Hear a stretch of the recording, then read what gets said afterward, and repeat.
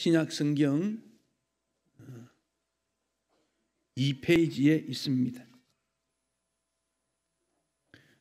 마태복음 2장 9절로 12절입니다. 함께 말씀을 받들어 읽겠습니다. 박사들이 왕의 말을 듣고 갈새 동방에서 보던 그 별이 문득 앞에서 인도하여 가다가 악이 있는 곳 위에 머물러 서 있던지라. 그들이 별을 보고 매우 크게 기뻐하더라. 집에 들어가 아기와 그의 어머니 마리아가 함께 있는 것을 보고 엎드려 아기께 경배하고 보배합을 열어 황금과 유향과 모략을 예물로 드리니라. 그들은 꿈에 헤롯에게로 돌아가지 말라 지시하심을 받아 다른 길로 고국에 돌아가니라. 아멘. 예수님께서 이 땅에 오신 것이 왜 우리에게 기쁨이 되는가? 왜 기쁨의 찬양을 하게 되는가? 오늘 우리 찬양팀에 나오는 주제가 빛이지요. 빛. 어두움이 물러가고 빛이 왔다 하는 겁니다. 그래서 성탄의 주인공은 어린아이도 아니고 산타크로스도 아니고 예수님이십니다. 마태는 동방의 박사들이 아기 예수님께 경배하러 왔다 그랬습니다. 이 박사의 이름이 누군가? 몇 명인가? 어떤 방법으로 왔는가?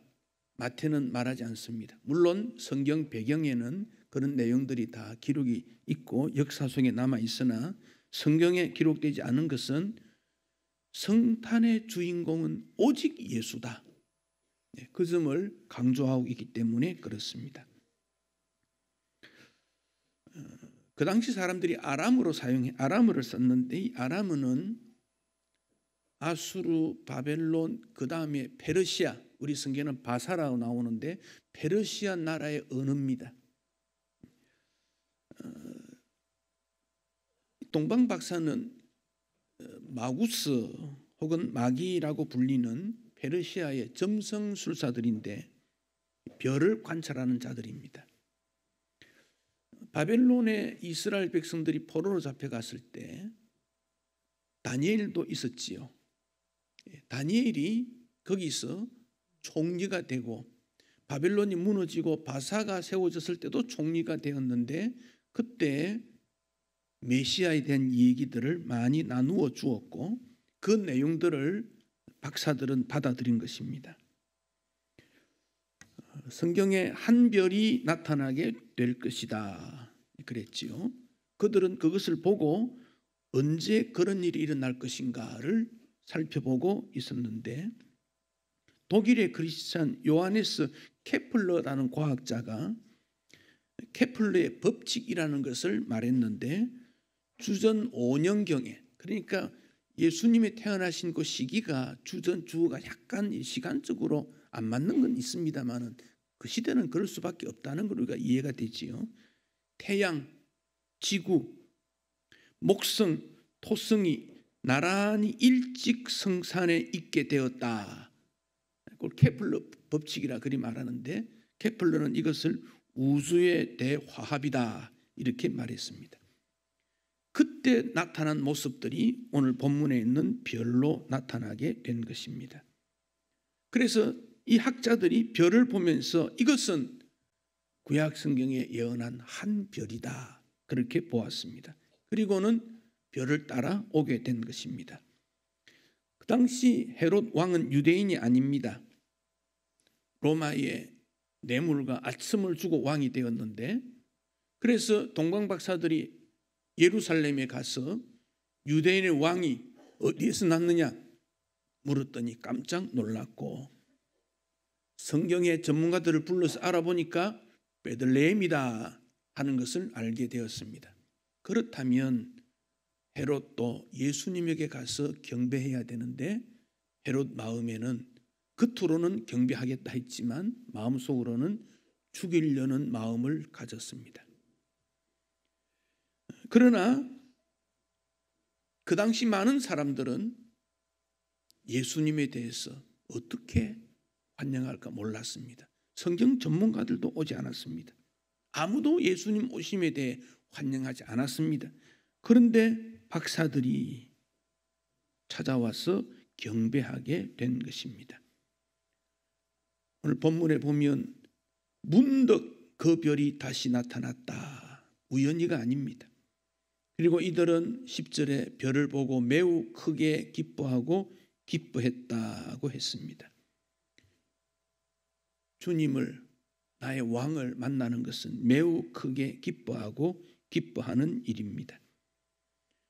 유대인의 지성인들도 베들레헴에서 예수님이 태어난다는 걸 알면서도 환영하지 않았습니다. 헤롯도 거부했습니다. 그러나 이방인 동방 박사들이 예수님의 탄생을 알고 경배하고 있습니다.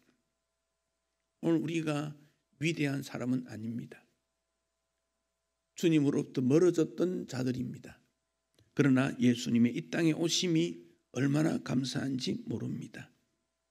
세상 모든 염려가 빛을 통해서 길을 밝혀주기 때문에 우리 예수님은 가장 큰 기쁨이고 모든 사람에게 평화고 우리의 왕으로 오신 것입니다. 양치던 목자들은 천사들의 말을 듣고 찾아간 곳이 마구간이었습니다. 낮고 낮다는 표현도 있지만 비천하다는 표현입니다. 마구간 같은 비천한 곳에 아기 예수님 어린 모습으로 오셨습니다. 우리의 마음이 마구간보다 더 더러워도 예수님 통해서 정결하게 됨을 보여주고 있습니다. 동방의 박사들은 아기 예수님에게 엎드려서 경배했습니다. 경배, 예의를 다해서 높이는 겁니다. 경배 받으실 하나님이시기 때문에 그렇습니다. 그래서 예배의 의미 속에는 예를 다하여 경배하는 것입니다. 이들은 예물을 준비해 갔습니다. 그 예물은 황금, 유향, 모략이라고 했습니다. 황금은 왕을 의미합니다. 유향은 예수님의 신성을 의미합니다. 모략은 예수님의 인성을 의미합니다. 이 의미가 그들은 충분히 몰랐지만 하나님의 섭리에 따라 매우 적합하게 예물을 올려드리고 그 예물이 어떻게 사용됐는지 모르나 예수님이 피난을 가고 자랄 때 배경이 되었으리라고 생각합니다. 그래서 우리는 찬양으로 하나님 앞에 예배하고 예물로 예배하고 나를 주님 앞에 올려서 예배하기를 원하는 것입니다. 역대상 16장 29절에 여호와의 이름에 합당한 영광을 그에게 돌릴지어다. 제물을 들고 그 앞에 들어갈지어다. 아름답고 거룩한 것으로 여호와께 경배할지어다. 나 전부를 통해서 하나님 앞에 경배할 것을 말씀하고 있습니다. 영국의 산업혁명이 일어날 때 부자들이 발생이 되고 그들은 사회적 약자를 착취했습니다. 그때 예수의 정신으로 살아가던 이름 없던 작가 찰스 디킨슨이 소설을 하나 썼는데 그 이름이 우리에게 알려져 있는 대로 구두쇠 스크루지 영감입니다. 이 원작은 크리스마스 캐롤입니다. 크리스마스는 크라이스트, 예수가 중심이고 예수의 정신이 드러나야 된다. 그래서 구두쇠이지만은 그는 그것을 약자들에게 나누어 주게 되는데 크리스마스 캐롤의 내용은 장애를 가진 자, 가난한 자, 나이 많은 자, 병든 자 모두를 사랑한다 하는 내용이 핵심입니다. 찰스 디킨슨은 이 책을 고아나 어린이들에게 크리스마스 선물로 주려고 기록했다고 합니다. 그때를 기준으로 해서 우리 모두에게 선물을 나누는 일들이 일어나게 되고 예수의 정신을 나누기 위해서 메리 크리스마스, 즐거운 성탄이라는 용어가 나타나고 기부 문화가 발생이 되었습니다.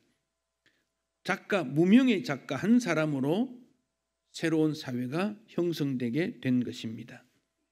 오늘 우리는 예수님 통해 인생이 변화되고 세상이 변화되었으므로 우리도 예수 정신으로 살아야 된다는 것을 기억하게 됩니다. 예수 정신으로 산다는 건 무엇입니까? 지금까지 나를 중심에서 살아왔던 길을 이제는 바꾼다, 방향을 전환한다, 그런 뜻입니다.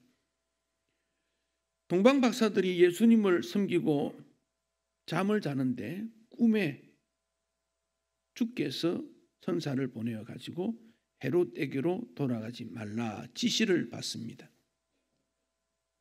주님의 지시가 있었다는 겁니다. 다른 길로 갔다는 것입니다. 낯선 길입니다. 그러나 그 길은 하나님께서 기뻐하시는 일이기 때문에 다른 길로 가게 된 것입니다. 헤롯에게로 갔다면 멸망의 길이었을 것입니다. 그러나 하나님의 지시를 받은 다른 길로 갔기 때문에 그 길은 생명의 길이었습니다. 주님께서 오늘 우리를 불러서 다른 길로 가라고 말씀하십니다. 지금까지 내가 살아왔던 나를 중심해서 무언가 이루려고 했던 그 길이 아닌 믿음의 길, 생명의 길, 빛의 길로 가라고 말씀하십니다.